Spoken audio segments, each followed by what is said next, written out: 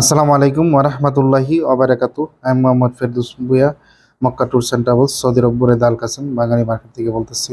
আপনারা সবাই অবগত আছেন যে পবিত্র বড় হজের উপলক্ষে এখন মক্কাতে কঠোর চেক চলতেছে এবং যাদের ফ্যামিলি ভিসা ছিল বা এদেশে যারা ফ্যামিলি ছিল কারোই ভিসা এক্সচেঞ্জ হচ্ছে না।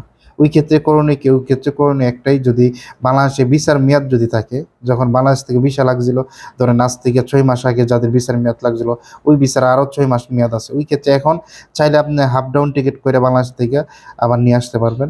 মানে এবং জর্ডান এবং বাহরানের বর্ডার থেকেও ওইদিকে আমরা যতটুকু নিউজ পাইছি ওইদিকেও বন্ধ আছে। ওই ক্ষেত্রে অবশ্যই আপনাকে বাংলাদেশে ফ্লাইট দিবেন, বাংলাদেশে ফ্লাইট দিয়ে হাফ রাউন্ড টিকিট দিয়ে আবার নিয়ে আসতে পারবেন, কোনো প্রবলেম নাই। এবং যারা অবশ্যই মেয়াদের আগে পাঠিয়ে দিবেন, যদি না পাঠান 50,000 রিয়াল জরিমানা এবং আকামার উপরে 6 মাসের জেল এবং এ দেশ ত্যাগ করতে হবে।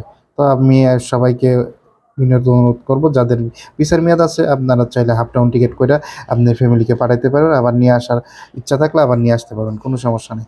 তো এই ইনফরমেশনটা সবাই ফলো করবেন ইনশাল্লাহ, কেউ এটার ডিনাই করবেন না। আসসালামু আলাইকুম ওয়া রাহমাতুল্লাহি ওয়া বারাকাতুহু।